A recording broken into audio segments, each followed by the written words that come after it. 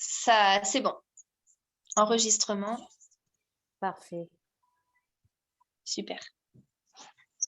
Génial. Alors, bienvenue en cette belle journée printanière. Donc, c'est le jour du printemps. C'est l'équinoxe de printemps. Et c'est aussi en astrologie le premier jour du passage du soleil en bélier. Donc, en astrologie, c'est le commencement de l'année astrologique par le signe du bélier. Voilà, voilà. C'est un portail énergétique très intéressant aujourd'hui. Eh bien, nous, on va vous parler de toutes ces belles énergies du printemps. Donc, on va commencer par se présenter, peut-être pour celles qui ne nous connaissent pas encore. Ensuite, je vous parlerai des 3 axes principaux qu'on va développer aujourd'hui.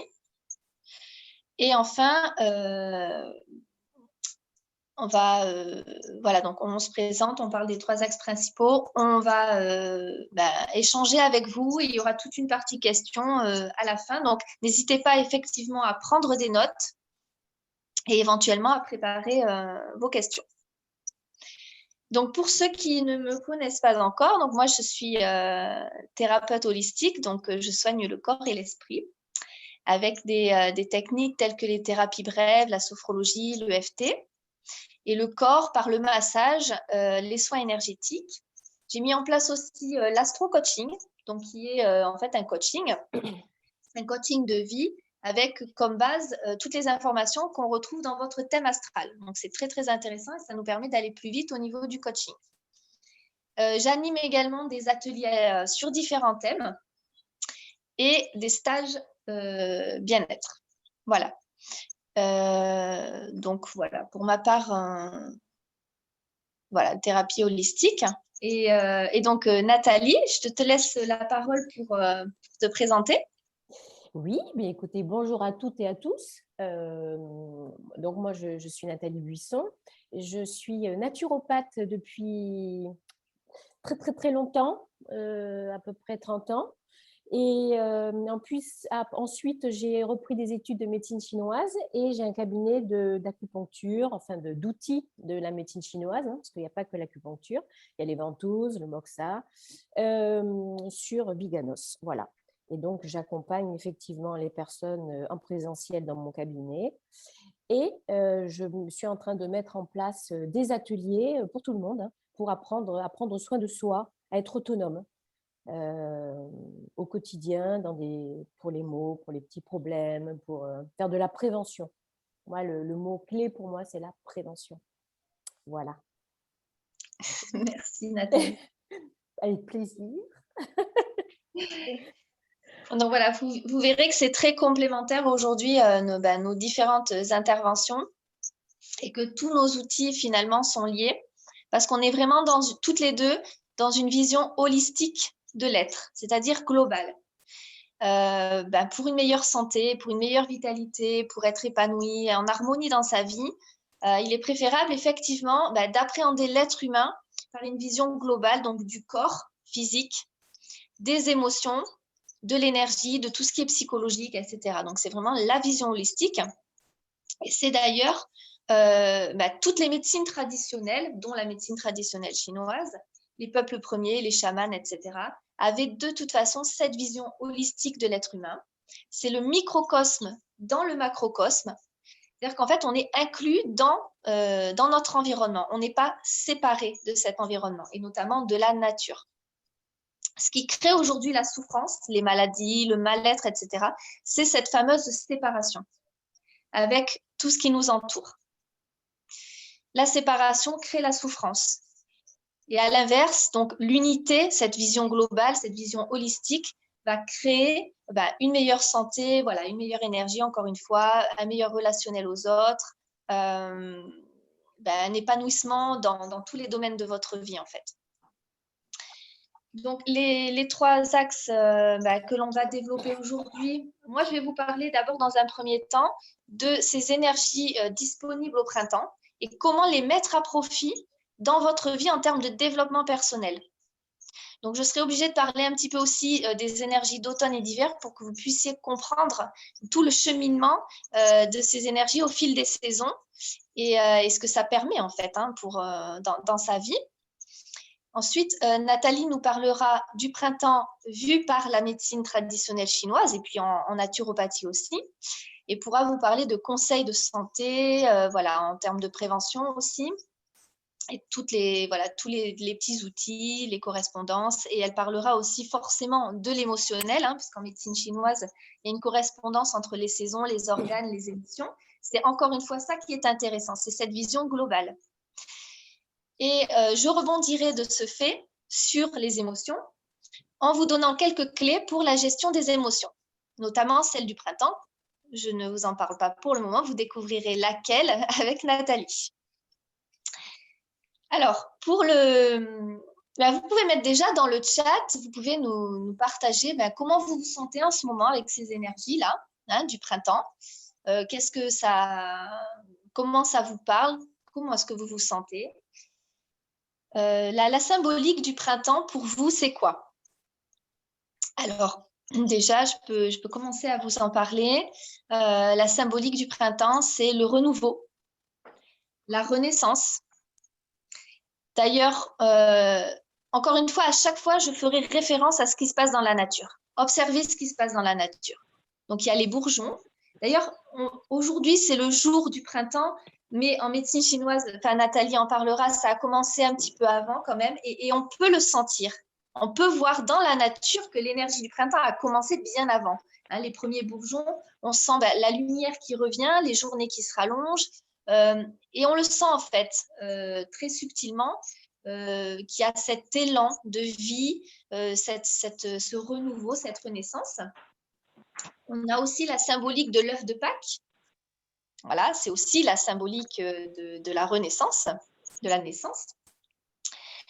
C'est une saison qui est porteuse. C'est une saison pleine d'énergie, de créativité. C'est une énergie ascendante. Donc vraiment, encore une fois, cet élan de vie. Et donc, c'est la période idéale. Encore une fois, comme je vous le disais, regardez ce qui se passe autour de vous, regardez ce qu'on fait dans la nature. On va semer les graines au printemps. Et dans notre vie, c'est exactement pareil. On va semer les graines.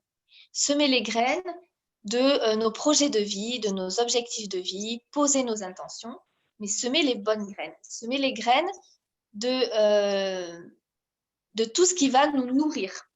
Alors, de façon concrète, on sème des graines pour récolter des fruits, des légumes, etc., pour nourrir notre corps. Bien, dans notre vie, c'est exactement pareil, sauf qu'on va semer des graines pour récolter des choses qui vont nourrir notre âme, notre esprit, etc.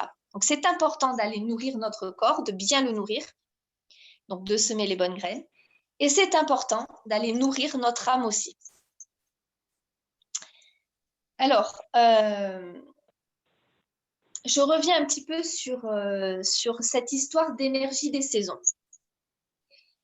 Et pourquoi c'est tellement important, que ce soit dans les médecines traditionnelles ou chez les peuples premiers, d'être complètement en phase et complètement connecté à cette énergie saisonnière. Ça nous apporte quoi? Ça nous apporte évidemment une compréhension de l'être humain. Ça nous apporte un fonctionnement qui permet d'être en pleine santé, d'être en harmonie dans tous les domaines de notre vie, d'avoir de la clarté dans notre vie, d'avoir de la motivation, de l'élan pour créer des choses en fait, porter nos projets et les concrétiser. Et à l'inverse, aujourd'hui, on s'aperçoit que l'être humain, il est plutôt ce qu'on appelle hors sol. C'est-à-dire qu'en fait, il est complètement coupé de la nature. Tout simplement parce qu'aujourd'hui, si on veut manger, on va au magasin et on a tout à notre disposition. Donc, en fait, on ne fait plus le lien entre ce que l'on va mettre dans notre corps, notre nourriture, en fait, et le fait que, voilà, il y a tout un travail derrière de la terre, une préparation de la terre, on sème, on nourrit la graine, elle se développe, on récolte, etc. Donc, tout ce travail-là, hormis pour les personnes qui travaillent dans ces secteurs qui travaillent avec la terre, qui ont encore ce lien avec la terre, Hormis pour ces personnes-là, effectivement, on est souvent déconnecté. Excusez-moi, parce qu'il y avait un petit bruit. Il y a un petit bruit, ouais, de micro. Oui, ça y est, c'est résolu. Ouais. Et de ce fait, voilà, le fait d'être déconnecté, parce qu'on est dans une société de consommation, on a tout à notre disposition, on n'a plus à réfléchir à tout ça. On est déphasé. On ne suit plus du tout le rythme des saisons. Et qu'est-ce que ça provoque? On le voit aujourd'hui. Et vous allez me dire si c'est aussi comme ça que vous ressentez dans votre corps ce qui se passe en ce moment, c'est qu'on est fatigué, on est démoralisé. Il y a des personnes qui vont jusqu'au burn-out, jusqu'à la dépression. Ce manque d'énergie va entraîner forcément un manque d'envie. On n'a même plus la motivation pour mettre en place des choses dans notre vie. Il y a un manque de clarté. Il y a des difficultés relationnelles parce que qui dit fatigué dit à fleur de peau, donc une difficulté à gérer nos émotions. Donc, ça entraîne aussi des relations qui sont plus compliquées. Et on ne sait même plus, parfois certaines personnes ont perdu le sens, ils ne savent même plus quel sens donner à leur vie, ne savent même plus qui elles sont et ne savent même plus ce dont elles ont envie dans leur vie. Et même si elles le savent, elles n'ont pas l'énergie nécessaire pour concrétiser ces projets, en fait, pour les porter. Et voilà tout ce que ça engendre, le fait d'être complètement déphasé par rapport à ces énergies saisonnières. Donc l'objectif aujourd'hui, ça va être de se reconnecter au plus près de ces énergies et d'en profiter et de prendre soin de soi. Donc vous verrez que c'est vraiment, encore une fois, de façon holistique. Donc le printemps, comme je vous disais, c'est le moment idéal pour renaître à soi-même. Donc les nouveaux commencements, les nouveaux projets, là il y a vraiment cet élan, il y a vraiment cette énergie qui est là pour vous aider à tout cela. Et beaucoup de créativité. Et donc, c'est le moment, donc semer des graines, ça veut dire faire des choix, mais plus cohérents, plus en harmonie avec qui vous êtes vraiment et avec la vie que vous voulez vivre. C'est ça, faire des choix, semer les bonnes graines, c'est ça. C'est vraiment, mais qu'est-ce que je veux aujourd'hui dans ma vie qui me ressemble en fait. Je veux vivre une vie qui me ressemble, qui est en harmonie avec mes valeurs, avec qui je suis, qui va me nourrir profondément, nourrir mon âme. Donc ça, c'est un travail qui peut se faire, par exemple, avec un journal d'écriture, et vous vous posez et vous réfléchissez là-dessus. Vous mettez beaucoup de clarté et vous allez poser vos intentions. Encore une fois, ça, les personnes qui me connaissent savent que pour moi, la visualisation et poser les intentions, ça ne suffit pas. C'est la moitié du travail qui est fait. Il y a bien sûr la deuxième partie qui est la concrétisation. Le passage à l'action. Sans concrétisation, il est très difficile de voir se manifester nos projets de vie. C'est-à-dire que dans le développement personnel, on parle beaucoup de la loi d'attraction, de la visualisation, certes, mais très honnêtement, juste en se disant, voilà, je visualise tel ou tel projet de vie, tel aspect de ma vie qui change, qui évolue, qui est plus en harmonie avec qui je suis, juste en visualisation, donc soit en énergétique, soit avec le mental, ça ne peut pas suffire. Enfin bon, c'est pas un coup de baguette magique non plus. Donc derrière, il faut s'engager à 100% envers soi-même. Ça veut dire, moi, quelle est ma responsabilité dans la création de ma vie? Qu'est-ce que je peux faire pour venir nourrir mes projets? Tout comme on va semer des graines concrètement dans le jardin, on ne va pas laisser la graine comme ça. Elle est nourrie par le soleil, elle est nourrie par la terre, on va enrichir la terre et on va l'arroser. De même, nos graines de vie, nos projets de vie, c'est exactement pareil. Il va falloir les nourrir par des actes concrets. Donc, quels sont les petits pas que je peux mettre en place dans ma vie pour aller nourrir mes projets? Et ça, c'est très important. Ça s'appelle, être responsable et être créateur de sa vie. Alors, de ce fait, on pourra effectivement récolter les fruits, des fruits qui, encore une fois, nous nourrissent véritablement par rapport à qui l'on est et à ce qu'on veut vivre. Et c'est là où je vais rebondir sur les énergies d'automne et d'hiver, c'est que tout ce travail-là ne peut se faire si vous arrivez au printemps déjà fatigué, vous n'avez pas fait le nettoyage derrière, que vous ne savez même pas où vous en êtes, vous ne savez pas ce que vous voulez, il y a un manque de clarté et vous vous traînez encore des poids et des choses qui ne sont pas vous, des choses qui ne vous appartiennent pas ou des choses qui devraient être, enfin qui appartiennent au passé. Et si vous n'avez pas fait ce travail en amont, il est vrai que vous arrivez au printemps déjà fatigué, démotivé, et que vous ne pouvez pas faire ce travail avec l'énergie du printemps. En tout cas, c'est difficile. Donc, qu'est-ce qui se passe à l'automne? Je vous invite encore une fois à observer dans la nature ce qui se passe. Donc, les arbres perdent leurs feuilles, il y a un dépouillement dans la nature. Et nous, c'est pareil en fait. Si on suit l'énergie de cette saison-là, on va venir se dépouiller de tout ce qui n'est pas nous, tout ce qui ne nous appartient pas, tout ce qui n'est plus utile dans notre vie, tout ce qui représente des poids, des chaînes qui nous empêchent d'avancer, qui nous empêchent d'évoluer, qui nous freinent, qui nous drainent aussi notre énergie. Et tout ça, c'est très important de faire le nettoyage, sinon derrière, on ne pourra pas profiter des énergies printanières. Donc, ce travail-là, c'est un gros nettoyage. On parle souvent du nettoyage de printemps, mais en fait, c'est parce que comme l'hiver, on a souvent fermé les maisons, parce que c'est une période où il fait froid, on est plus à l'intérieur. Au printemps, on a envie d'ouvrir les maisons pour renouveler l'air.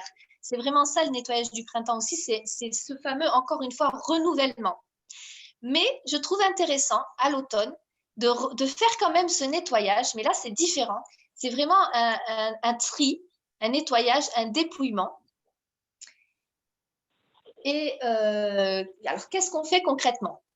Alors, on peut prendre son répertoire, on peut commencer à faire le nettoyage, le tri dans les relations, par exemple, et se dire, bon, voilà, telle relation, pour moi, elle est lourde, elle est toxique, ça me plombe, ou ça me fait souffrir. Alors, qu'est-ce que j'en fais? Alors, oui, il y a la solution radicale, c'est je coupe cette relation, elle est terminée, je fais le choix, j'ai le courage de faire ce choix parce que je sais que ce n'est pas bon pour moi. Ou bien, si je veux garder quand même le lien avec cette personne, mais qu'il y a des aspects qui ne me plaisent pas dans la relation, qu'est-ce que je fais? Eh bien, j'ai le courage, encore une fois, d'avoir une conversation claire avec cette personne et dire, voilà, cette relation-là, ça me convient, mais ça ne me convient pas. Donc, qu'est-ce qu'on fait? Alors, on peut changer, modifier des choses dans la relation. On n'est pas obligé d'être radical et de couper la relation, sauf si elle est vraiment très toxique. Là, il va falloir faire ce travail-là. Mais si on veut garder certaines relations quand même, parce qu'il y a des aspects qui sont plaisants, qui sont nourrissants, on va alors modifier, apporter des changements à la relation. Donc ça, c'est pour les relations. On peut faire du tri, bien sûr, dans sa maison, parce qu'une maison bien rangée, bien propre, permet de faire circuler les énergies. Voilà, et il est préférable de vivre dans un lieu qui, énergétiquement, est quand même, où l'énergie circule bien, en fait, tout simplement, et où on se sent bien. Donc, ça va passer par le rangement, le tri, le nettoyage. On peut faire du tri et du nettoyage dans ses mauvaises habitudes. Alors, si on sait qu'on a des mauvaises habitudes, par exemple en termes alimentaires ou d'hygiène de vie, qui sont toxiques pour nous et qui justement vont drainer notre énergie, vont nous fatiguer, vont nous mettre dans une mauvaise santé, on va en profiter pour se dire, bon voilà, ça, je suis consciente que j'ai telle ou telle mauvaise habitude et je vais faire ce qu'il faut pour stopper en fait cette habitude-là qui est néfaste, soit à ma santé, soit à mes relations ou autres. Donc, c'est pas toujours facile de faire tout ce travail-là dont je vous parle en développement personnel seul. Et c'est pour ça qu'on est là, en fait, en tant que thérapeute ou praticien, pour vous accompagner dans ces démarches-là. Donc, je prends un exemple pour les mauvaises habitudes. Ça peut être la cigarette, ça peut être le sucre, ça peut être le café, etc. On sent que, c'est pas très bon pour nous. Alors, si on n'y arrive pas seul, on peut se faire aider. Notamment, là, je vais faire une petite parenthèse, c'est qu'en médecine chinoise, je peux vous dire que ça fonctionne très bien. Donc là, je ne sais pas si vous voyez, j'ai mes petits piercings. Enfin, ce n'est pas des piercings, mais en fait, en médecine chinoise, il y a ce qu'on appelle l'auriculothérapie. Et ça peut aider pour, Nathalie pourra en parler un petit peu, mais ça peut aider notamment pour les addictions ou pour, moi, j'ai tendance, quand je suis stressée ou quand je m'ennuie, façon de parler, si j'ai accès à des choses sucrées, je vais y aller et je sens que c'est pas du tout bon pour moi. Donc en fait, voilà, on pique des points au niveau des oreilles et ensuite on garde des, alors je sais pas comment ça s'appelle, des magrins. Ouais. Voilà, donc ça se voit, enfin, c'est très discret, hein. Des Et on peut petites, les enlever. voilà, on peut les enlever. Moi, je les garde et je peux vous dire que ça fonctionne vraiment parce que en ce moment, j'ai plus du tout ces pulsions. Si je mange du sucre, ça va vraiment être un choix. Je vais en manger un petit peu et ça va me faire plaisir. Mais c'est plus des pulsions, c'est plus je me jette sur le sucre parce que c'est plus une nourriture émotionnelle ou voilà. Donc, pour les mauvaises habitudes, vous pouvez vous faire accompagner, notamment en médecine chinoise, ou aussi, l'EFT fonctionne aussi. Enfin, il y a plein de. Chacun va choisir l'outil qui lui convient, de toute façon. Donc ça, c'est pour les mauvaises habitudes et aussi peut-être dans vos comportements, dans vos relations, des choses, vous voyez, qui ne fonctionnent pas. Tout ce qui ne fonctionne pas pour vous, en fait, c'est le moment de faire du gros nettoyage pour aller vers quelque chose, au contraire, qui fonctionne pour vous. Quelque chose qui est porteur, quelque chose qui vous nourrit, voilà, qui a du sens pour vous. Je pense aussi aux croyances limitantes. Hop, tic. Je pense voilà, aux croyances limitantes aussi. Il faut faire un travail sur ces croyances limitantes. Pourquoi? Par définition, parce qu'elles vous limitent. Alors que là, le but, au contraire, c'est de booster votre créativité, de découvrir tout votre potentiel et d'exploiter, ce que je voulais dire explorer et exploiter, d'exploiter votre potentiel. Donc, tout ce qui vous limite, il va falloir faire un travail dessus et faire du gros nettoyage, faire du tri. Donc, tout ça, ça peut se faire aussi en accompagnement, bien sûr, thérapeutique, parce que seul, ce n'est pas toujours très, très évident, très facile. Donc, ça, c'est pour l'automne. Et on rentre ensuite dans l'hiver. Donc, on va vers une énergie qui descend dans les profondeurs. On va vers l'obscurité, puisque les journées raccourcissent. On est plus à l'intérieur, autant à l'intérieur de nos foyers parce qu'il fait froid dehors, parce qu'il fait nuit plus tôt, donc on voit moins de monde, contrairement à l'été où là au contraire on va être dans l'expansion, on va être dans l'expansion sociale, l'expansion d'énergie où là au contraire c'est l'ouverture, et là l'hiver c'est on est au chaud, on est à la maison, on voit peut-être moins de monde, il fait nuit plus tôt, mais on a besoin de cocooning, on a besoin donc d'être à l'intérieur, autant de notre foyer qu'à l'intérieur. Le travail en développement personnel, c'est le travail de je reviens à l'intérieur de moi-même. Et je fais ce travail-là. Et je sais que ce travail, il y a beaucoup de personnes qui n'ont pas envie de le faire parce que c'est quelque chose qui fait peur. Voilà, on va à l'intérieur. Là, Nathalie, elle parlera des énergies yin-yang, mais on va dans l'obscurité. Et déjà, par définition, l'obscurité, c'est sombre. On n'y voit pas grand-chose, on ne sait pas ce qu'on va trouver et ça peut faire très peur. Mais en même temps, c'est vraiment une étape qui est nécessaire dans le travail de développement personnel pour ensuite guérir ces blessures émotionnelles, mettre de la lumière sur ces parts d'ombre et pouvoir avancer vers cette lumière. Et c'est très important. Donc, c'est une période de bilan, d'introspection, de travail en profondeur. On va travailler en profondeur. On va aller dénicher des petites choses, on va mettre de la lumière, on va guérir. C'est un moment où on peut profiter des énergies de guérison. Et on va gagner de ce fait en authenticité et on va gagner une meilleure connaissance de soi-même avec tout ce travail-là.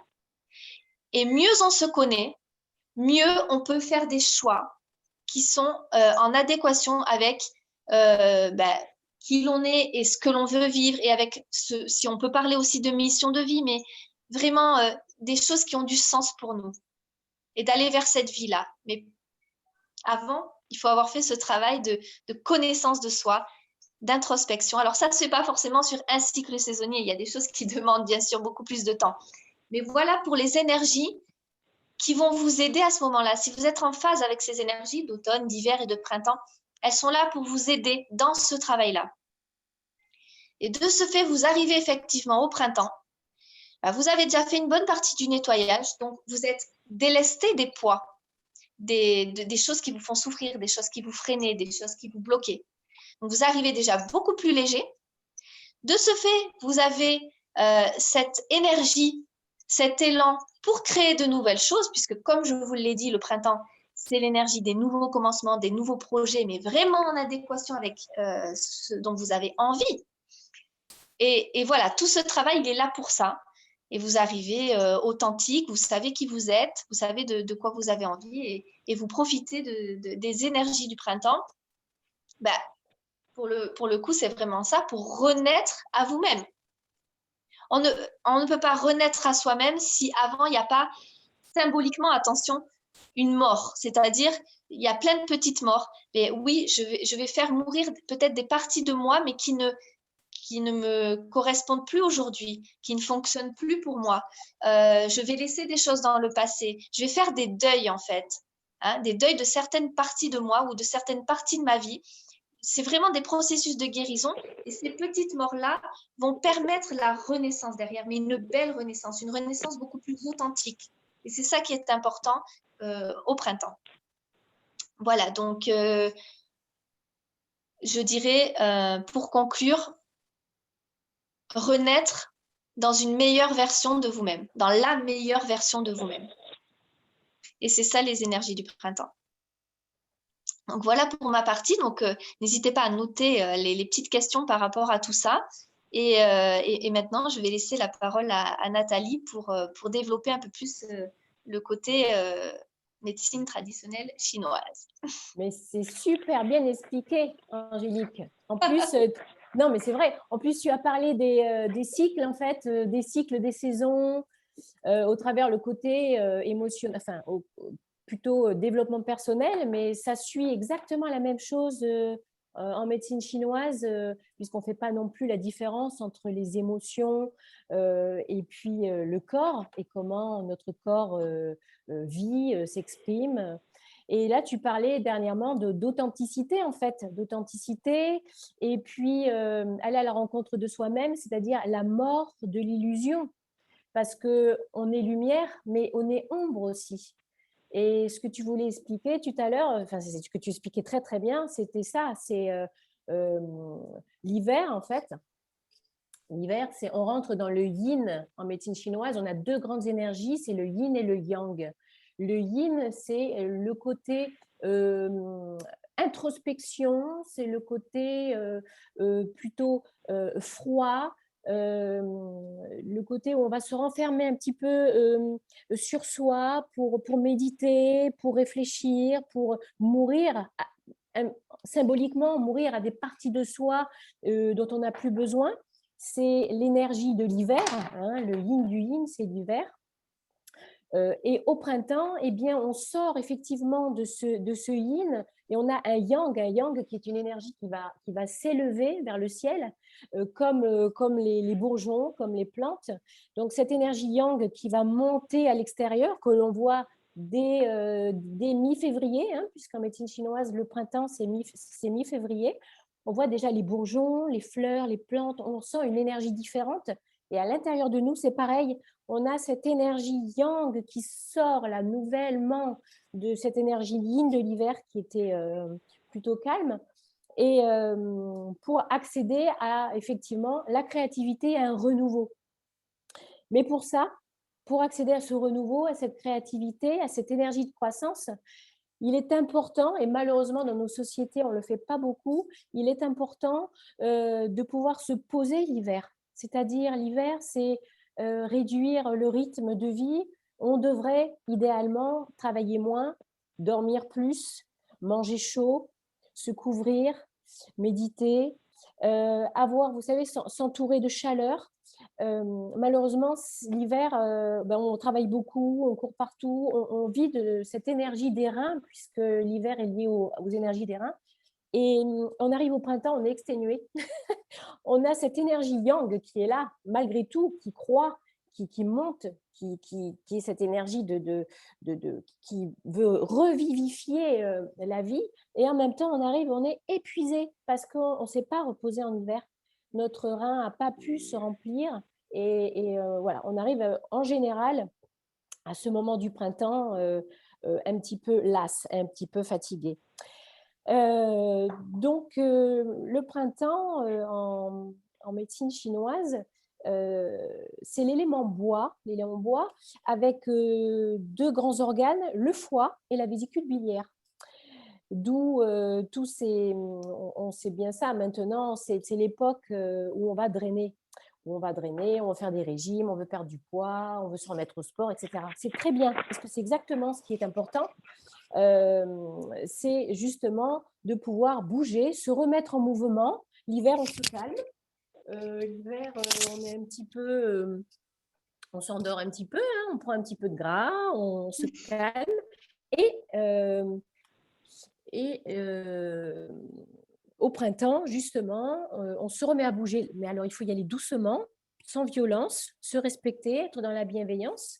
Et puis, commencer à prendre soin de ce foie et de cette vésicule biliaire, qui sont des énergies, qui sont des organes avec des énergies qui, si elles ne sont pas maîtrisées, il va y avoir ce yang là dont on parle de renaissance va monter trop vite. Et ça va donner quoi? Eh bien, ça va donner plusieurs problèmes, plusieurs symptômes dont je vais vous parler. Alors, pour bien comprendre déjà les aléas un petit peu du printemps, ce qui peut se passer, il faut connaître les fonctions du foie, de cet élément bois. Le foie, cet organe foie, va faire circuler le qi, toute l'énergie du corps, déjà. Donc, si le foie ne circule pas bien, s'il est faible ou s'il est tendu, ces énergies du corps ne vont pas bien circuler, elles vont stagner. Si les énergies du corps et les énergies du foie stagnent, l'énergie du sang dans tout le corps, qui circule avec le qi, avec l'énergie, va stagner aussi. Ça crée des stases. Donc ça, c'est déjà important, puisque le foie, vous le savez sûrement, c'est une grosse poche de sang. C'est très spongieux, le foie, c'est plein, c'est rempli de sang. Quand on bouge, le foie va envoyer du sang aux muscles, aux organes, aux tendons, etc., pour faire vivre le corps. La nuit, quand on dort et qu'on se calme, le sang va retourner se calmer au niveau du foie. Il va être nettoyé, il va subir un traitement au niveau du foie la nuit. Mais la journée, quand on se met à bouger, le foie envoie le sang dans tout le corps pour nourrir le corps. Le foie donc va drainer le sang, il va l'épurer. Il y a un lien donc avec l'immunité, c'est-à-dire que en fait, le foie est un organe très très important pour tout ce qui est système immunitaire. Et ce foie le sang qu'il va distribuer va nourrir les yeux, les tendons, les ongles, la peau, etc. Donc, quand on a des petits problèmes, quand on a des problèmes à ce niveau-là, c'est qu'on a le foie qui fonctionne pas très bien. Au-delà du physique, le foie va aussi est un filtre à émotions. Alors, j'entends du bruit. Je ne sais pas si je vois rien, en fait. Je ne vois plus rien. Je ne vois plus Angélique. Bon? Ouais, voilà, ça y est. Ah, je ne te voyais plus. Je voyais, c'était tout noir. Et surtout, j'entendais des bruits de fond. Ça me perturbait un petit peu. Oui, donc je disais, donc, le foie est un filtre à émotions. Alors, les émotions sont liées avec le sang, bien sûr. Donc, le qi doit circuler, le sang doit circuler. Et les émotions, pareil. Si tout ça circule bien, les émotions vont être équilibrées, on va les gérer, etc. Les émotions, c'est tout à fait normal. Mais si le foie ne fait pas son travail de filtre, si justement il est fatigué parce qu'on a eu un hiver où on ne s'est pas reposé, ou s'il est tendu, eh bien, il va y avoir ces émotions, on va avoir beaucoup de mal à les gérer. Et alors, il va y avoir une grosse émotion que tout le monde connaît qui va émerger, c'est la colère. Mais la colère, ce n'est pas que la colère, l'irritabilité. Il y aura de l'irritabilité au quotidien, c'est-à-dire qu'on se lève, on n'est pas bien, on est énervé, tout nous énerve. La colère peut aller à la violence, à la folie. Ça va très, très loin. D'où l'importance. Ah, ça y est, je vois Mage. Je ne vois plus. C'est pas grave. Donc, en fait, oui, tout ça pour revenir à ce foie qui va gérer les énergies du corps pour que le corps soit en forme, qu'il y ait une bonne immunité et en même temps qu'on puisse être équilibré dans ses émotions. Voilà. En même temps, le foie a aussi une fonction, il aide le couple, la terre, c'est-à-dire le couple rat-estomac dans la digestion. Très important également. Donc, quels sont les symptômes que l'on va trouver au printemps si le foie n'est pas bien, si le foie n'a pas été entretenu, s'il n'a pas été drainé, etc. Eh bien, on va retrouver des allergies. Ça, tout le monde connaît les allergies du printemps, au pollen, donc des allergies ORL, les yeux qui piquent, les yeux qui pleurent, la peau qui gratte, tout le système ORL respiratoire avec de l'asthme, des bronchites, le nez qui coule, tout ce qui est allergie, ça va être lié au foie au printemps. Il va y avoir des migraines, des maux de tête, des personnes qui vont être anxieuses, stressées sans raison. C'est des personnes qui, moi je les vois souvent au cabinet, c'est je suis tout le temps stressée, je suis anxieuse, je ne sais pas pourquoi, je suis angoissée, etc. Tout ça, c'est lié au foie également. On va retrouver de la déprime, des personnes qui ne comprennent pas, mais il fait beau, le printemps est là et je ne comprends pas, je suis fatiguée, je ne dors pas bien, je suis déprimée, effectivement. Les problèmes de sommeil aussi. C'est-à-dire que les personnes vont en général se réveiller entre 1h et 3h du matin. C'est l'heure du foie. Ah oui, je vois que certains connaissent. Voilà, c'est le foie également. Donc, effectivement, on ne dort pas bien, on se réveille, on est fatigué et on est irritable et on ne supporte plus rien. Donc, c'est normal. C'est pas nous sommes des monstres, c'est notre corps qui réagit, c'est normal. Qu'est-ce qu'il va y avoir aussi Ah oui, alors, on va se retrouver avec des crampes, des personnes qui vont faire facilement des crampes, Oui. qui vont avoir des raideurs au niveau des articulations, des douleurs, des tendinites. En général, au printemps, on se remet un petit peu à bouger, à faire du sport, on fait du vélo, on se met à courir. Et là, on se retrouve avec des crampes, avec des tendinites. Tout ça, c'est le foie également. Il peut y avoir donc des problèmes digestifs, bien entendu, des ballonnements, des nausées, qui vont avec les maux de tête également. Et on peut avoir des crises d'hypertension. Donc, d'un seul coup, on a des vertiges, ça tape dans la tête. Donc, on fait des hypertensions ou des hypotensions d'ailleurs. Des personnes peuvent avoir, oula, elles se lèvent, elles ne sont pas bien, alors qu'elles n'avaient pas l'habitude d'avoir ça. Au printemps, elles peuvent avoir aussi des hyper- ou hypotensions. C'est le foie. Tout ça se gère au niveau du foie. Voilà, donc ça fait quand même pas mal de symptômes pour le printemps, qui est normalement une saison où on revit. Mais on peut avoir tous ces petits problèmes qui peut être que l'on peut résoudre en prenant soin de son bois, de son foie et de sa vésicule biliaire. Alors, Angélique, tout à l'heure, parlait du passage à l'action, justement parce que le printemps, c'est le renouveau, c'est avoir des projets, c'est être plus authentique, donc avoir des projets et passer à l'action. Alors, le foie, lui, il gère tout ce qui est stratégie. Quand vous voulez faire quelque chose, c'est le foie. Quand on a un foie qui est solide, c'est lui qui va être dans la stratégie.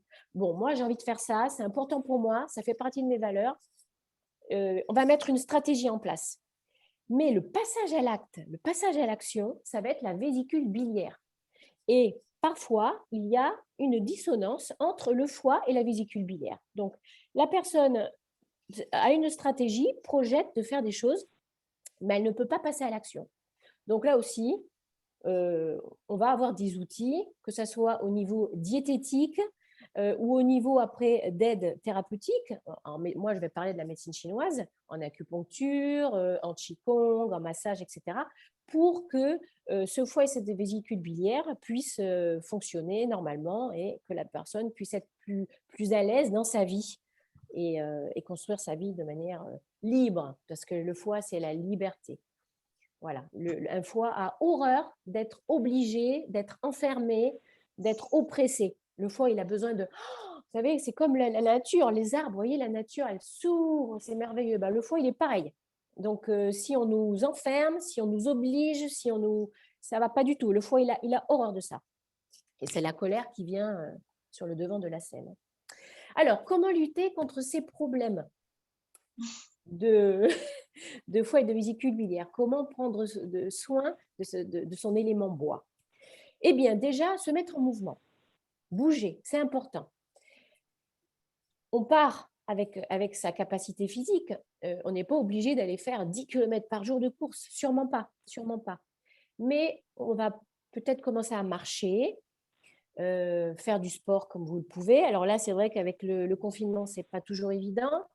Il y a la natation, l'aquagym, la marche, la gymnastique, le yoga. Enfin, voilà, mettre vraiment son corps en mouvement.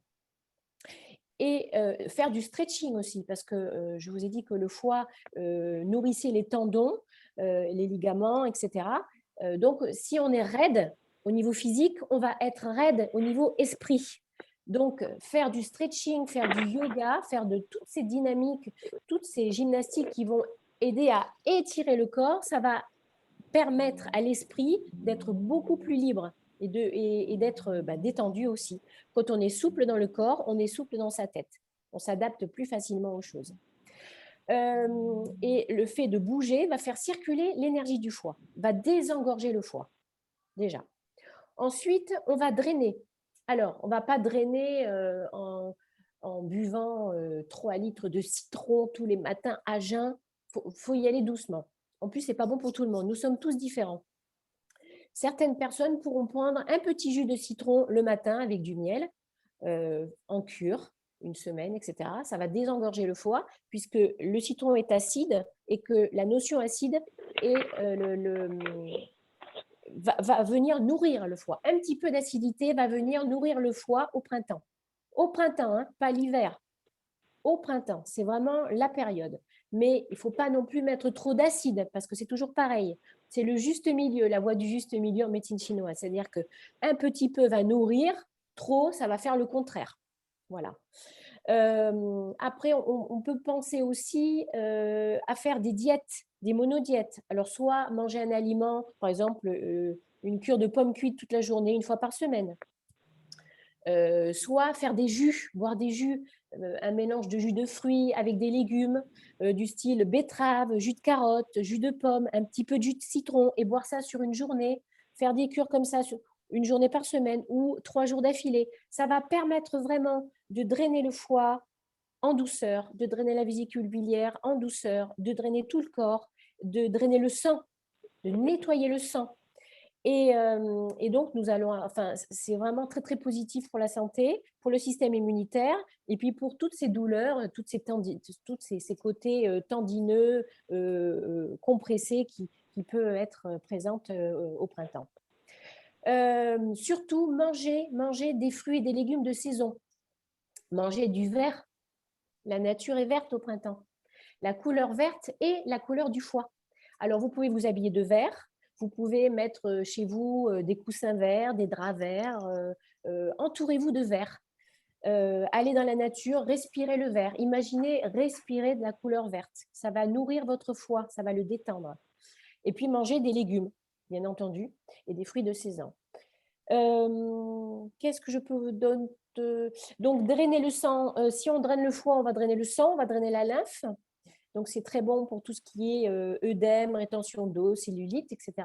En général, ça nous plaît à nous, les femmes. Manger, respecter le côté yang aussi. C'est-à-dire que l'énergie yang qui arrive au printemps, il faut manger yang, c'est-à-dire que ce soit tiède. Il ne faut pas manger trop chaud, comme en hiver. L'hiver, on mange plutôt des éléments très yang pour nous réchauffer. On ne va pas manger des éléments yin comme en été pour nous rafraîchir, mais on va manger des aliments tièdes et frais. Qu'est-ce qu'il y a comme aliments tièdes et frais? Ben, écoutez, il y a des épinards, par exemple, les épinards, si vous aimez ça. Ça va nourrir le sang du foie. Il y a le céleri. Le céleri, c'est très, très bien pour drainer le foie. Manger des betteraves aussi. La betterave va nourrir le sang, va détoxifier. C'est très, très bon aliment. Le curcuma, alors le curcuma, c'est presque toute l'année, mais c'est une excellente épice pour détoxifier le foie, la vésicule biliaire, tonifier l'énergie, le système digestif. et anti-inflammatoire, puisque à partir du moment où on s'occupe de son foie, il y a tout le système inflammatoire qui va se calmer. Manger du poulet, des œufs, ça va tonifier le corps, mais sans excès. Se calmer sur la viande, tout ce qui est viande rouge, éviter le gras également. Le foie ne va pas aimer. Limiter au maximum l'alcool, le sucre, bien sûr. Je voudrais vous parler du café au lait. Le café au lait. C'est-à-dire qu'en fait, au petit déjeuner, j'entends souvent des personnes qui boivent un café. Je ne peux pas leur jeter la pierre. Je ne peux pas me passer de mon café. Limiter un petit peu le café maintenant, parce que le café, c'est amer, mais le foie n'a pas besoin de boire trop de café. Il a vraiment besoin de nettoyer. Le café va être un petit peu toxique pour le foie. Donc, buvez un petit café, mais n'en buvez pas toute la journée.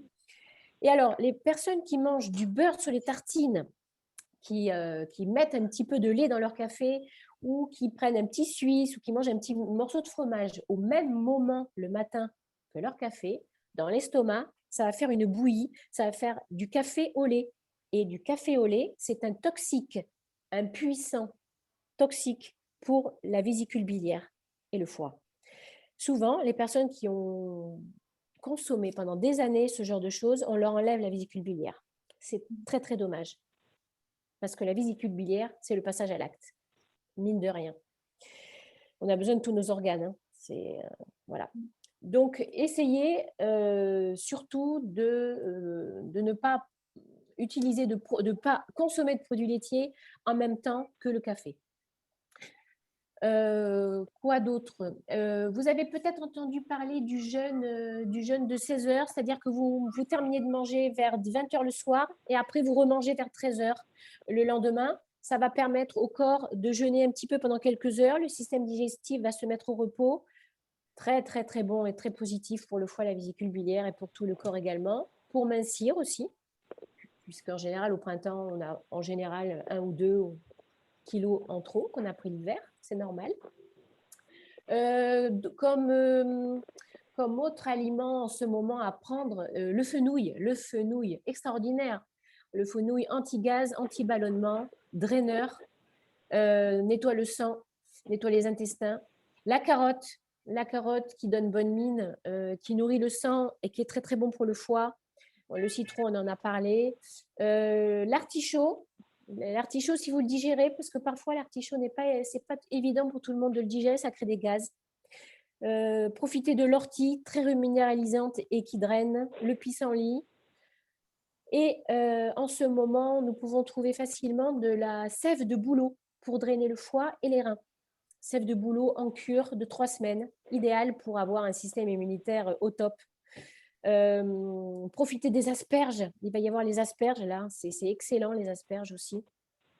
Des petits pois, du radis noir, et puis les épices, il y a de la coriandre, de l'ail, de la ciboule, des échalotes. Profitez vraiment de tout ça. Ce sont des trésors de vitamines et d'aliments qui vont vraiment aider tout le système digestif et le foie à drainer. Voilà, à partir de ce moment-là, quand le foie fonctionne bien, le qi circule bien, on est beaucoup mieux dans sa tête, beaucoup mieux dans son corps. C'est le côté holistique, hein. Il n'y a pas de différence entre la tête et le corps. Toutes les maladies, bon, ça commence à être prouvé maintenant de manière scientifique. Il n'y a pas de maladie grave sans problème émotionnel. Et en général, les émotions sont liées à la santé de notre corps. C'est ça le côté holistique aussi, c'est de se dire que si on prend tout en compte, notre corps, nos émotions et notre âme avec le côté spirituel de la vie, la foi, je pense qu'on peut vivre longtemps en très bonne santé. Voilà. Je ne vois toujours pas... Je ne vois plus personne. Je suis toute seule face à un écran noir. C'est terrible. Et nous, on te voit très bien. Ah oui, d'accord. Voilà. Je ne sais pas. J'ai donné beaucoup d'informations. Je voulais juste vous dire que si vous voulez avoir des consultations en Zoom ou à distance, je propose ça aussi maintenant. C'est-à-dire qu'en cabinet, je fais l'acupuncture, mais Si vous voulez avoir des consultations où je vous fais un bilan par rapport à ce qui vous êtes, vos faiblesses, votre histoire, je vous fais tout un bilan avec des conseils, de quoi manger, des compléments alimentaires, tout ce qui est naturel, bien sûr, de la phyto, de l'homéo, des mouvements à faire, etc. Il ne faut pas hésiter, je mets ça au point. Voilà, ça évite d'aller en cabinet. Comme ça, on peut se voir de loin, à distance. On peut vraiment faire des choses intéressantes à distance. Je vous enverrai tout ça par mail. Donc, n'hésitez pas à me contacter si ça vous intéresse, puisque là, on fait quelque chose de général et que tout le monde est unique, bien entendu, par rapport à son histoire de vie et à son passé. Oui, puis je mettrai toutes les informations voilà, de nos coordonnées sur. Je les ai déjà mises donc sur l'événement, hein, sur la page Facebook, mais après, effectivement, n'hésitez pas à nous demander les coordonnées. Voilà, donc on mettra ça à votre disposition. Il n'y a pas de questions, hein, ils sont sages. Il n'y a pas de questions. Bon, on va attendre, elles vont nous les poser, les questions à la fin. à moins que voilà, que tout soit clair et que. Mais voilà, merci Nathalie. En tout cas, c'était vraiment très intéressant. Merci à toi, Angélique, et puis merci à vous. C'est toujours intéressant. Il y a tellement d'outils à partager que parfois on a l'impression de sortir un petit peu dans tous les sens parce que il y a beaucoup de choses à dire. Beaucoup. Voilà, exactement. Il y a beaucoup de choses à dire et donc voilà, on reviendra régulièrement sur Zoom et puis après, effectivement, de façon individuelle, de façon personnalisée, on peut vous recevoir chacune, voilà, en présentiel ou à distance pour des choses plus personnalisées. Donc moi, je vais rebondir sur l'émotion. Donc, tu nous as parlé de l'émotion de la colère, notamment au printemps. Mais les petites clés là, que je vais donner, elles sont valables, bien sûr, pour toutes les émotions. Donc, comme tu le disais très bien, Nathalie, une émotion, c'est tout à fait naturel. Et les émotions sont des informations énergétiques, en fait, qui vont nous indiquer qu'il se passe quelque chose en rapport avec l'extérieur, mais qu'il se passe quelque chose à l'intérieur de nous. Donc, l'émotion, elle passe par le corps. Émotion, ça vient du latin movere, donc mouvement en fait. Hein, c'est un mouvement énergétique et un indicateur précieux, une information nous concernant. Alors, en général, elle doit passer l'émotion. Alors, je vais prendre l'exemple, par exemple, si vous êtes en voiture et que vous voyez que la voiture devant vous freine, d'accord? Donc, vous, effectivement, vous allez avoir ce qu'on appelle un mouvement réflexe, mais c'est tout un système qui se met en place au niveau du cerveau, avec le système nerveux réflexe. Vous allez avoir les fonctions, des mouvements physiologiques, donc il va y avoir une accélération des battements du cœur pour impulser du sang, pour que les muscles puissent se contracter et réagir plus vite. Il va y avoir tous les systèmes en fait qui vont s'accélérer.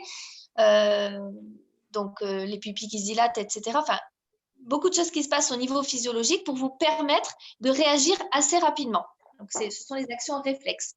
Donc, il va y avoir aussi une production d'adrénaline parce que là, en fait, c'est l'adrénaline qui va permettre l'action. Et donc, vous allez pouvoir, de ce fait, assez rapidement appuyer sur le frein pour éviter la collision.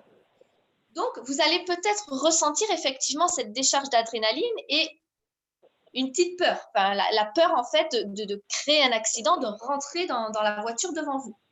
Donc là, en fait, cette émotion de peur, elle est très utile puisqu'elle vous aura évité l'accident et elle vous aura permis de réagir.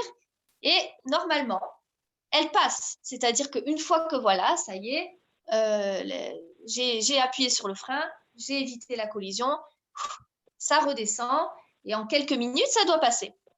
Ça, ce sont les émotions, en fait, leur utilité, leur fonction dans notre organisme. Maintenant, ce qui est plus problématique, c'est quand l'émotion, elle reste. Elle reste, elle est ancrée, elle est en nous, en fait, et elle est bloquée, en fait. Cette information énergétique, comme je vous disais, c'est le mouvement, l'émotion. Donc, ça doit circuler. Ça doit être libéré. Et si, au contraire, elle stagne, elle est bloquée en nous, qu'elle ne circule plus, c'est là où vont commencer les problèmes. Alors, si cette fois-ci, je prends encore l'exemple de la voiture. Si j'ai eu un accident de voiture, effectivement, là, la peur, elle peut être ancrée en moi.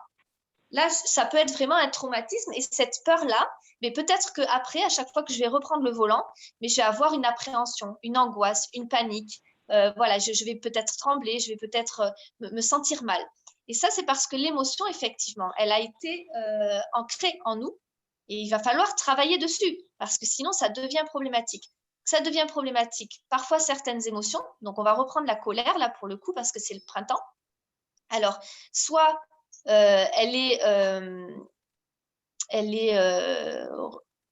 on la garde en nous, en fait, on ne l'exprime pas. Donc là, ça peut se manifester par des problèmes de santé, des problèmes physiques.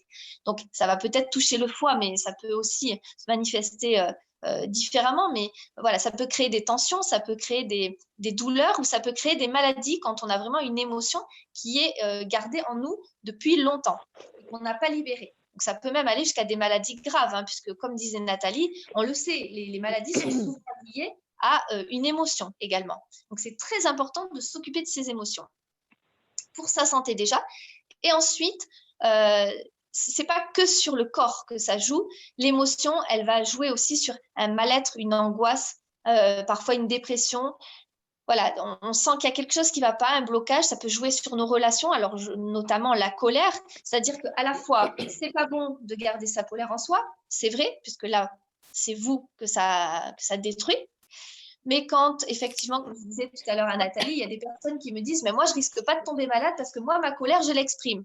Oui, sauf que là, c'est destructeur pour les autres. Et pour vous-même aussi, pour le côté relationnel. Donc, le but n'est pas non plus de dire oh, ben, je vais exprimer toutes mes émotions, mais n'importe comment. C'est pas ça, exprimer ses émotions. C'est plutôt, je dirais, libérer l'émotion plutôt que de l'exprimer. Il n'est pas bon de jeter sa colère non plus à la figure de tout le monde sous prétexte de dire mais comme ça, je ne serai pas malade, au moins je l'ai sorti ma colère. Non. Et voilà, on le sait, surtout la colère peut mener à l'agressivité, peut mener à la violence.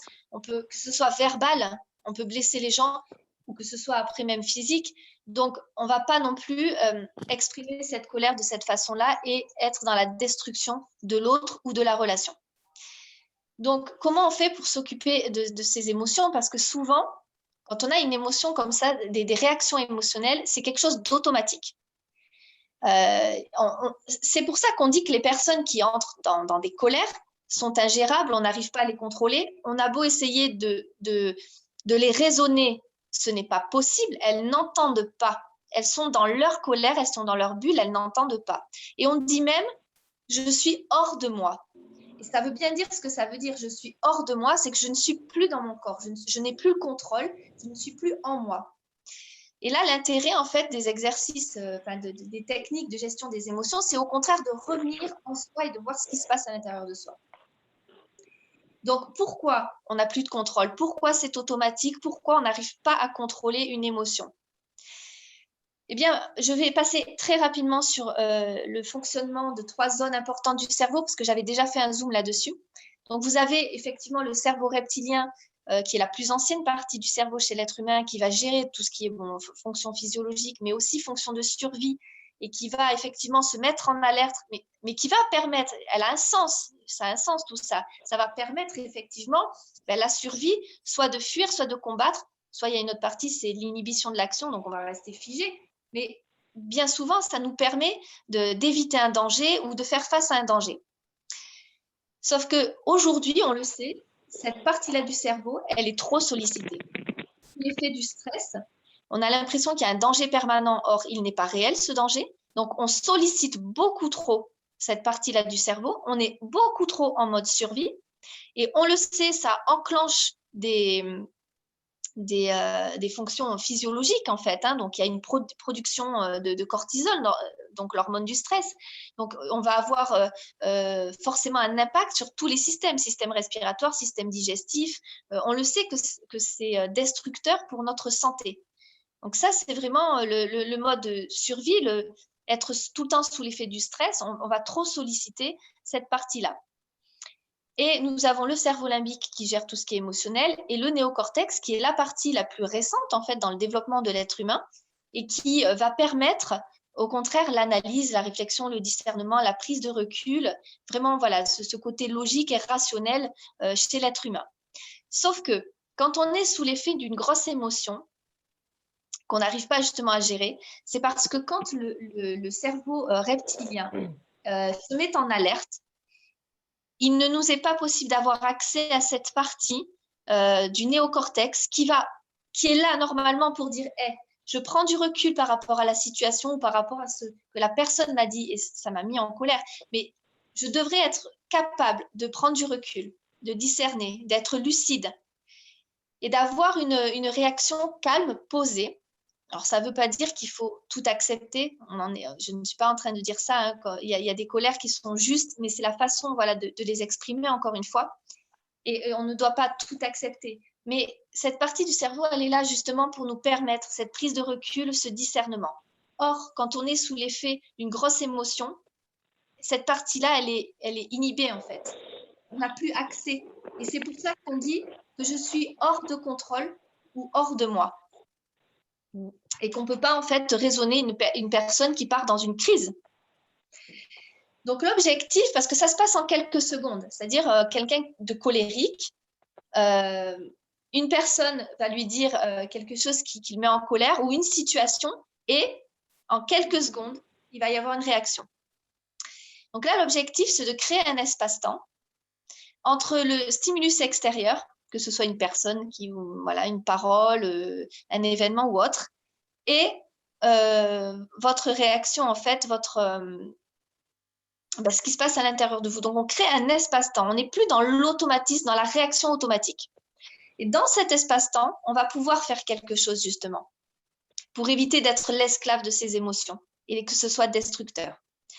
Dans cet espace-temps, la première chose qu'on va faire, c'est qu'on va revenir à l'intérieur de soi, puisqu'encore une fois, je le disais, on dit souvent « je suis hors de moi ». Là, l'objectif, c'est de revenir à l'intérieur de soi. Et donc, en fait, on va respirer. Déjà, c'est très important, Nathalie le disait aussi, parce que la respiration permet de calmer le système nerveux central. Enfin, c'est très, très important. On s'oxygène, on respire, première des choses. Ensuite, soit on est capable de rester en face de la personne, en face de la situation et de rentrer à l'intérieur de soi, soit on en est capable, soit si au départ on n'en est pas capable, il faut s'isoler en fait pour faire le travail sur soi. C'est vraiment important. Et donc en fait, on va couper les sens, hein, on va ou fermer les yeux ou vraiment pour permettre de rentrer à l'intérieur de soi. Et on va observer ce qui se passe dans notre corps. Voilà, je sens là qu'il y a une colère, mais où est-ce qu'elle se situe? Donc, ça va être différent pour chacun. Et comment elle se manifeste? Donc, est-ce que j'ai un nœud à l'estomac? Est-ce que ça brûle? Est-ce que je me sens oppressée au niveau de la poitrine? Est-ce que j'ai l'impression voilà, de suffoquer? Est-ce que j'ai chaud? Voilà. Et on va vraiment venir ressentir ce qui se passe à l'intérieur de soi. Et à partir de là, alors l'intérêt, après, c'est d'utiliser un outil de libération émotionnelle. Et il y en a plusieurs. Et chacun va choisir l'outil qui est le plus efficace pour lui et qui lui parle, en fait. Bien souvent, les outils les plus efficaces passent par le corps. Parce que la libération, l'émotion, encore une fois, elle se manifeste dans le corps. Donc, c'est très important de revenir à la mémoire du corps et d'aller libérer par le corps. Donc, parmi les outils, voilà, moi, j'utilise l'EFT, qui est à proprement parler une technique de libération émotionnelle, mais il y a aussi les exercices de relaxation dynamique en sophrologie. On va faire un mouvement associé à la respiration et associé à la visualisation. Donc là, on va vraiment libérer de façon holistique, en fait, encore une fois, de façon globale, l'émotion. Alors, certaines personnes vont avoir besoin de voilà, taper dans un sac, aller courir, mais je dirais que ça va juste libérer l'énergie qui est en excès à ce moment-là, mais ça ne va pas assez loin. Après, il va falloir quand même s'occuper de cette émotion qui est là. Hein. Il va vraiment falloir utiliser un outil de libération émotionnelle. Mais dans un premier temps, ça permet, tout comme la respiration, d'aller évacuer cet excès d'énergie. Peut-être, comme le disait Nathalie, ce yang-là qui monte et qu'on a besoin en fait d'évacuer. On a aussi, alors après, ça c'est des outils que vous pouvez utiliser en autonomie chez vous. L'EFT, ça s'apprend d'abord avec un thérapeute, un praticien, et ensuite vous pouvez très bien le faire chez vous. Les exercices de relaxation dynamique, idem, vous pouvez faire à la maison. On peut faire aussi de la cohérence cardiaque. Donc ça, on peut faire à la maison. Il y a des applications qui existent aujourd'hui qu'on peut se télécharger. Et donc, c'est de la respiration. Ça va permettre encore une fois de se calmer. Et le fait de calmer comme ça tout le système et de ne pas être dans la réaction tout de suite émotionnelle, surtout dans la colère, ça va permettre, voilà, je me calme. Et quand je suis calmée, je vais pouvoir voilà, être un peu plus lucide, prendre du recul, discerner, bon, est-ce que vraiment là, c'est quelque chose qui demande à voilà, peut-être avoir une conversation avec la personne, faire une mise au point ou tout simplement, ben non, en fait, c'était pas très utile. Il y a quelque chose, c'est cette colère en moi qui fait que je suis tout le temps dans la réaction. Pour aller s'occuper vraiment de ces émotions profondes, donc c'est tout un travail. On peut faire un travail d'accompagnement, bien sûr, avec un thérapeute parce qu'il y a des choses qui sont anciennes. Alors, il me semble avoir lu quelque part, mais tu vas me confirmer, Nathalie, que au niveau du foie, enfin les colères, les émotions, elles sont souvent dans la petite enfance. Euh, Pas forcément. Pas forcément, non. Non, D'accord. non, non, non, non. En fait, c'est la colère, c'est plus des émotions qui sont. Alors, elles vont naître dans la petite enfance si dans l'enfance, on interdit à l'enfant d'exprimer ce qu'il ressent. Si on lui dit non, ça, c'est pas bien. Non, ça, il faut pas le faire. Non, on ne dit pas ça. Non, t'es pas content, t'es pas d'accord, mais c'est pas grave. Ça, alors effectivement, si le petit enfant, en tant que futur être humain, il se construit et qu'on lui donne pas le droit d'exister tel qu'il est avec ses émotions, c'est-à-dire ses émotions de colère, de toutes ces émotions d'ailleurs, en fait. Parce que la colère, à la base, il y a beaucoup d'autres émotions. Derrière la colère, il y a la tristesse, il y a la peur, il y a une boule d'émotions qui sont là, qui sont comme une cocotte minute. Et la colère, c'est comme une soupape, c'est un instinct de survie, même si elle peut faire très mal, puisque la colère, ça peut créer des AVC, ça peut créer, sur soi-même déjà, ça peut faire beaucoup de mal, ça peut créer des maladies auto-immunes, d'autodestruction, hein. Et puis après, être très violent vers l'extérieur. Mais à la base, au-dessous de cette émotion de la colère, il y a un tas d'autres émotions, effectivement, qui se sont intriquées les unes aux autres depuis l'enfance, parce qu'on n'a pas dit, on n'a pas donné le droit, donc pas la chance quelque part, à ce futur être humain en tant qu'enfant d'exister et de lui dire, mais tu as le droit, tu as le droit, tout simplement. C'est pas grave, tu as le droit. Tu es en colère, tu es triste, tu as peur, bah vas-y, crie, pleure, c'est pas grave. C'est pas grave, mais tu as le droit. Même si ça se fait pas, tu as le droit de ressentir ça. Donc voilà, je m'arrête là. Oui. Donc tu as raison. Tu as raison. Donc en fait, c'est ça, c'est comme je disais tout à l'heure, c'est un mouvement. Et là, en fait, les personnes voilà, qui vont dire mais ne crie pas, voyons, mais qu'est-ce que tu te mets en colère, voilà, on dirait une hystérique, ne crie pas, tais-toi, etc. Tu fais trop de bruit ou autre. Et là, ça va bloquer le mouvement. Oui. Ça va bloquer ce mouvement alors que c'est une énergie, l'émotion, et ça doit circuler. Alors, effectivement, il vaut mieux apprendre à l'enfant à exprimer au mieux aussi ses émotions, hein. Par exemple, bien sûr que l'intérêt aussi de l'éducation, c'est de dire, bon, d'accord, tu es en colère, mais va pas taper sur ton camarade, c'est sûr. Bien voilà, on sûr. est d'accord. Mais sûr, en même tout temps, à fait. à contrario, on ne doit pas être dans l'excès contraire et dire, non, non, ne dis rien, tu es en colère, mais garde-le pour toi. Donc voilà, donc toutes les émotions, en fait, il faut juste un juste équilibre, dire, OK, qu'est-ce que tu ressens?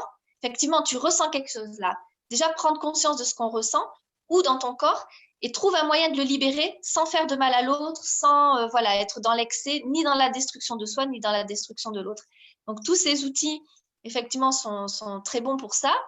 On peut aussi, bien sûr, faire de l'accompagnement en acupuncture ou autre pour aller travailler là sur l'organe. Mais comme on a dit que tout était lié, forcément, on va travailler aussi sur la colère, l'impatience aussi. Parce que moi, je sais que quand je suis dans cette énergie un peu là, avec le foie, comme j'ai fait un bon nettoyage du foie, bon, il faut mettre en garde peut-être les personnes que quand on nettoie, ça peut peut-être ressortir. Oui. Et physiquement, d'ailleurs, excusez-moi, je me mouche un peu. Ouais. Voilà. Donc, en fait, quand on nettoie, ça ressort physiquement par du tan physique, mais ça ressort par du tan psychique, d'où les émotions dont tu avais envie de parler là. Tu étais en train de dire quelque chose d'intéressant. Non, tout simplement que, voilà, effectivement, quand on est en train de faire du nettoyage, voilà, on peut ressentir, moi je l'ai ressenti quand je me suis fait une cure, comme tu dis, avec du jus de bouleau et tout ça. Ouais. Et puis, je viens te voir aussi. Et du coup, ça travaille, mais c'est libérateur, mais en même temps, je le sens. Hein. Je sens qu'il y a la colère qui est là, je sens qu'il y a de l'impatience, il y a de l'irritabilité. Voilà, j'étais voilà, très impatiente. Donc, mais bien sûr, moi aussi, j'ai d'autres outils à disposition pour ne pas aller embêter les gens qui vivent avec moi, avec, avec tout ça. Mais et c'est très important pour voilà, pas être dans la destruction, pas être dans le conflit, pas être dans oui, mais j'arrive pas à me contrôler. Ou après, voilà, étiqueter quelqu'un de colérique Ouais. non, non, en fait, non. C'est pas, il faut pas s'identifier en plus en disant, ben, moi, je suis comme ça, je suis colérique ou je suis quelqu'un d'assez nostalgique. Voilà. Ne vous collez pas des étiquettes, ça se travaille. Ça se travaille, ça se libère. Parfois, c'est des choses anciennes, parfois, c'est des choses plus récentes. Et tout ça, ça peut s'accompagner effectivement, parce que seul, c'est pas toujours évident. Mais Non. ensuite, on vous donne les clés pour, en autonomie chez vous, pouvoir gérer vos émotions sans attendre le prochain rendez-vous avec votre thérapeute ou avec votre praticien. Ça c'est évident. Donc voilà, c'est vraiment utiliser et n'attendez pas le moment où l'émotion monte pour vous dire ah oui, alors je pourrais peut-être faire une ronde de FT ou un exercice. Non, en fait, vous aurez pas, vous serez dans l'émotion, vous ne réfléchirez pas à tout ça. C'est quelque chose que l'on fait comme une hygiène de vie. C'est-à-dire 5 minutes tous les jours, on s'entraîne à utiliser une petite ronde de FT ou un exercice de relaxation dynamique où on fait de la cohérence cardiaque. En fait, ça va vous permettre en plus au quotidien d'être plus serein, d'être plus calme et ça deviendra un automatisme. Et le moment où l'émotion monte, vous direz là, directement, je peux sortir de ma boîte à outils tel ou tel outil et là, je vais pouvoir l'utiliser sans réfléchir en fait. Ça va devenir automatique. Et c'est très important, c'est l'hygiène de vie ne concerne pas que le corps physique, l'hygiène de vie concerne aussi l'hygiène de nos émotions. Ça va Et, ensemble. et voilà, et c'est là que vous pourrez effectivement être plus épanoui, être plus serein, moins tourmenté par tout ça. Donc voilà pour le côté émotion. Je peux Oui, rajouter juste une petite chose par oui, rapport à ce que tu bien dis sûr. qui est vraiment super. C'est pour renforcer. Effectivement, il ne faut pas tomber dans la culpabilité de ressentir des émotions. Moi, je le vois beaucoup en cabinet. Oh, je ne comprends pas, je suis toujours angoissée, je suis toujours stressée. Les personnes souffrent de ça. Elles voudraient être autrement. Le problème, c'est qu'elles se rendent malades parce qu'il faut d'abord accepter les émotions, quelles qu'elles soient.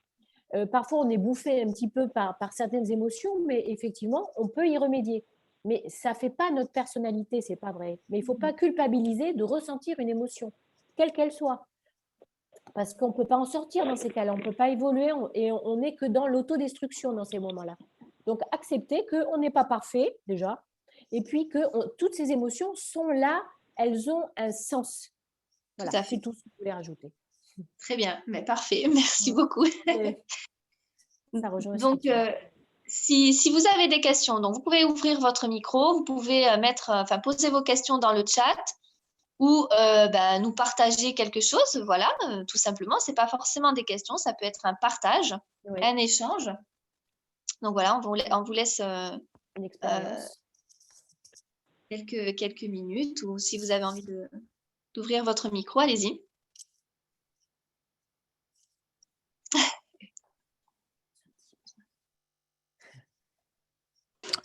Coucou. Coucou.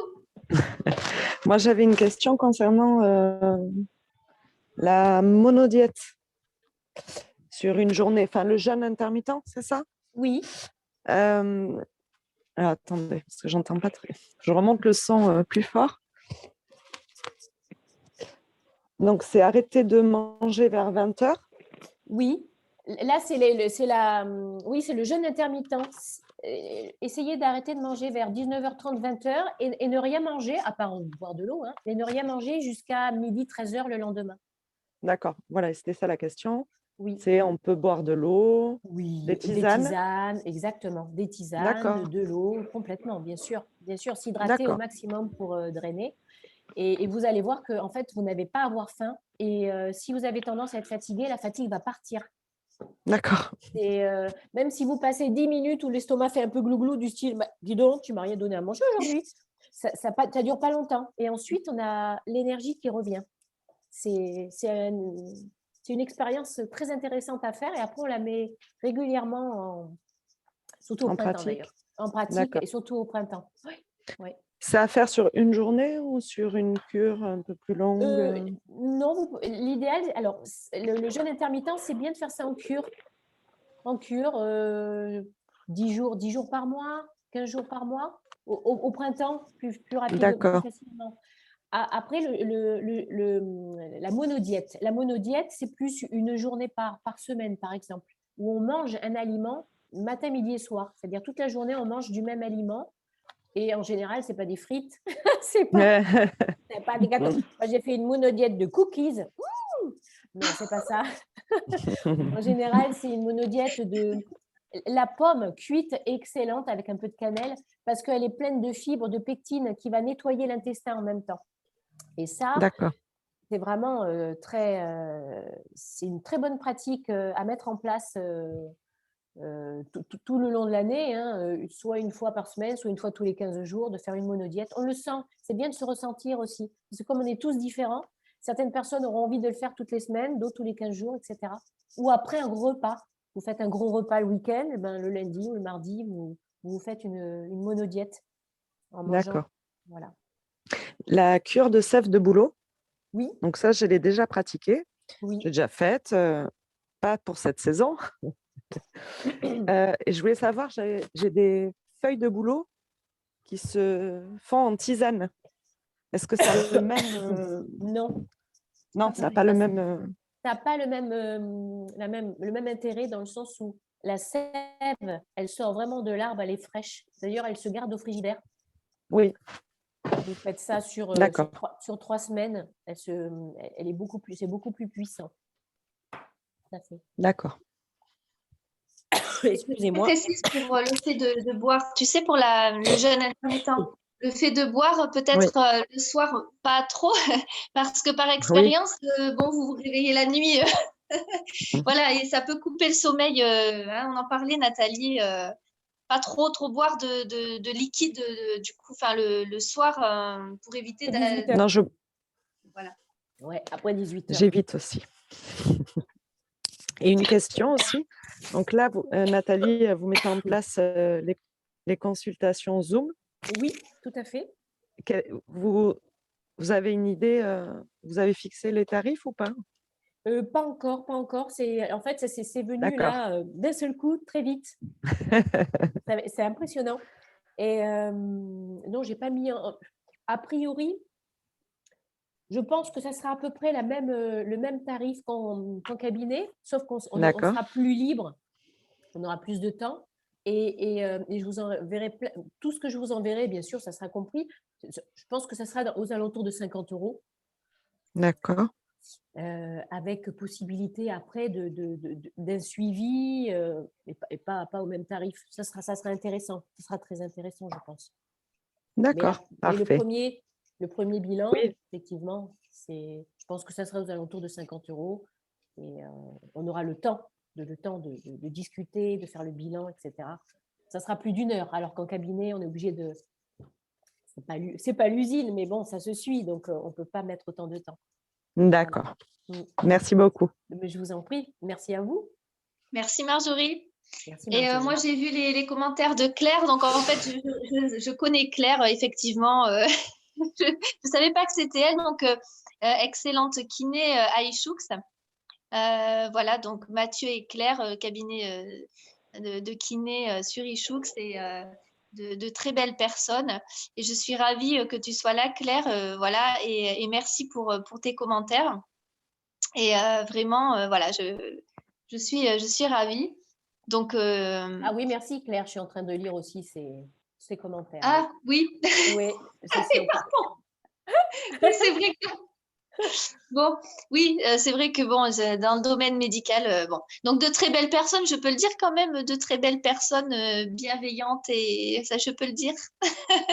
Mais c'est vrai qu'il faut pas faire voilà, de pub pour le domaine médical, mais ah oui, oh oui, d'accord, oui, c'est vrai, c'est vrai. Et oui, ils ont déjà beaucoup de monde, donc vrai. Ah d'accord. Donc, voilà, mais de très belles personnes quand même. Ça, je le dis. En tout cas, de belles rencontres pour moi. Et ravie que tu aies suivi ce Zoom. Voilà. Donc, Marjorie, merci pour tes questions parce que c'est vrai que le côté un petit peu pratique.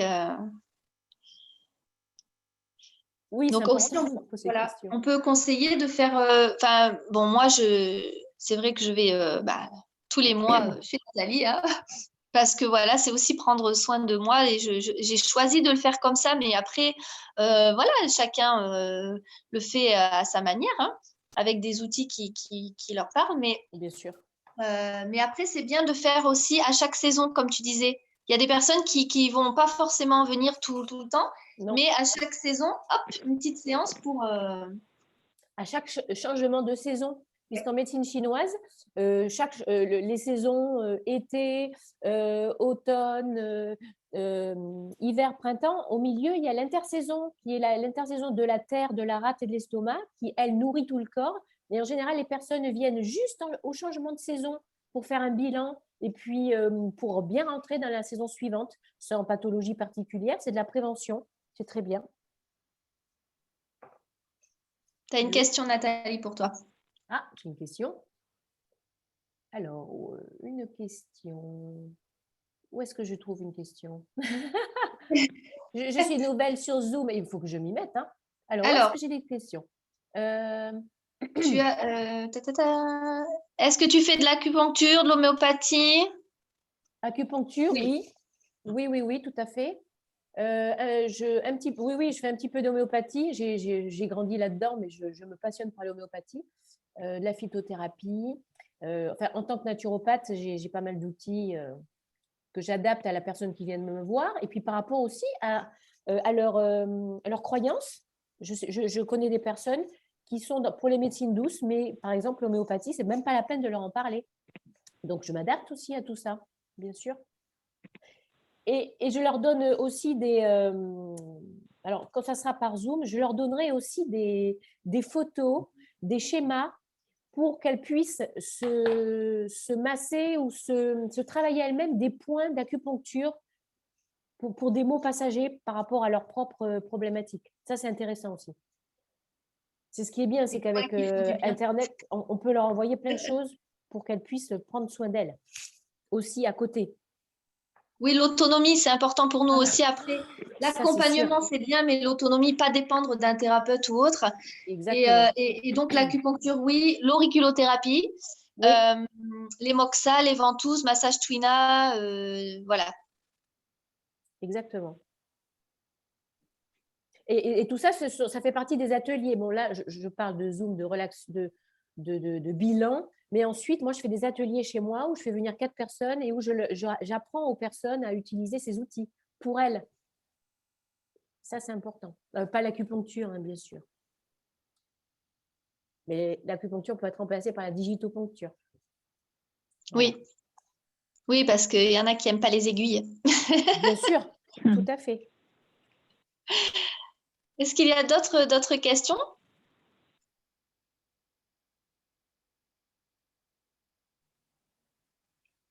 Oui, exact.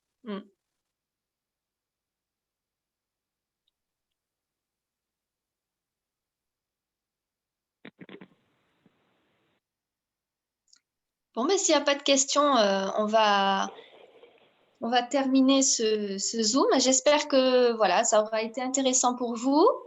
De toute façon, on reproposera des Zooms, hein, Nathalie et moi. Ah, mais avec grand plaisir. Merci Angélique Voilà. d'avoir Avec proposé. plaisir aussi. Voilà. Donc, soit chaque saison aussi pour vous parler des saisons, mais ça pourrait être aussi sur d'autres thèmes, hein, plus spécifiques. Pointu, ouais. Voilà. N'hésitez pas aussi, moi je fais mes Zooms, donc soit on décide d'un thème entre professionnels, mais aussi ça peut partir des participants. C'est-à-dire s'il y a des participants, des personnes qui me disent, mais moi j'aimerais qu'on développe tel thème ou tel thème, ben, effectivement, ça peut être une source d'inspiration pour nous aussi. Donc n'hésitez pas à nous envoyer voilà, des questions. C'est une très bonne manière de faire ça aussi, oui, que les participants puissent lancer un sujet en fait. où on puisse nous amener nos outils. Et Oui, tout à fait. Ouais. Et puis voilà, donc on met toutes nos coordonnées sont sur les pages Facebook, voilà, on a chacune un site web également, donc vous pouvez nous contacter et puis voilà. En tout cas, merci à vous, merci beaucoup. Merci à vous, merci à toi Angélique. Merci Nathalie. Et va te soigner. Oui, mais je me soigne, ça y est, c'est en train de mûrir là, ça va aller. Voilà, exactement. On élimine, Élimination. nettoyage, on Oui. élimine. Il y en a C'est bien. besoin cette année. Exactement. Merci beaucoup et je vous souhaite une agréable journée donc printanière et beaucoup de belles choses pour vous. Je vous souhaite voilà, un bel élan de vie, une belle renaissance à vous-même. Bon week-end et belle journée ensoleillée. À bientôt. Merci, à bientôt. À bientôt, au revoir. Au revoir.